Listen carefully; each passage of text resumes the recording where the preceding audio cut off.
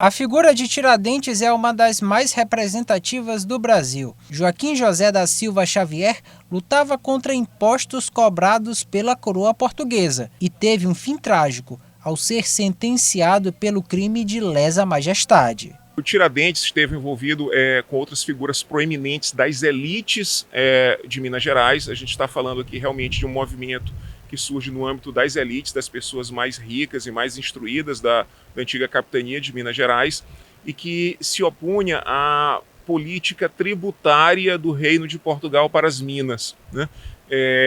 Eles alegavam o perigo da derrama. A derrama era uma cobrança sobre bens pessoais até atingir o quinto, né, que seria 20% de tributos devidos à coroa. Informado sobre o levante do qual Tiradentes participava, Joaquim Silvério dos Reis escreveu uma carta de delação enviada ao governador de Minas Gerais, o Visconde de Barcarena.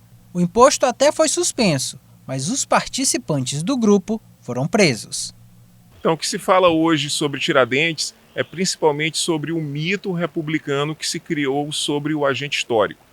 Tiradentes foi uma personagem importante nas Minas Gerais do final do século XVIII, esteve envolvido na Conjuração Mineira, também chamada de Inconfidência Mineira, mas a mitologia que se criou em torno dele, de um Cristo republicano, alguém que morre pela causa republicana, terminou sendo muito maior do que o agente histórico. Houve outros personagens muito mais importantes dentro da Inconfidência Mineira do que o próprio Tiradentes, mas em razão da mitologia que o regime republicano criou sobre ele, que seria esse Cristo, ele sobe a um cadafalso, é um homem barbudo, quase a similitude mesmo de Jesus Cristo. Também traz a memória do traidor, do Judas republicano, que seria o Silvério dos Reis, que veio passar seus últimos dias no Maranhão e aqui morreu. Mal visto na região sudeste brasileira, que ainda nem tinha tal denominação, Silvério fugiu para Lisboa e retornou ao Brasil em 1808, junto com a coroa portuguesa.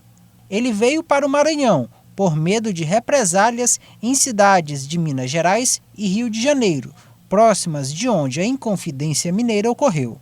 O local escolhido? São Luís, que tinha pouco contato com as outras regiões brasileiras. Ele vem para o Maranhão. E por que para o Maranhão? Porque o Maranhão era um grande núcleo português na América, né? Tanto que mais à frente o Maranhão vai ser a penúltima das capitanias a aderir à independência, né? A adesão do Maranhão à independência com quase um ano de atraso, entre aspas. Por quê? Por causa da grande presença portuguesa no Maranhão.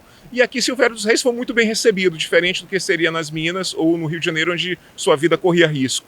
Que esse núcleo português, esses casarões portugueses, presença portuguesa muito marcante, e o Maranhão muito fiel, especialmente São Luís, muito fiel à coroa portuguesa.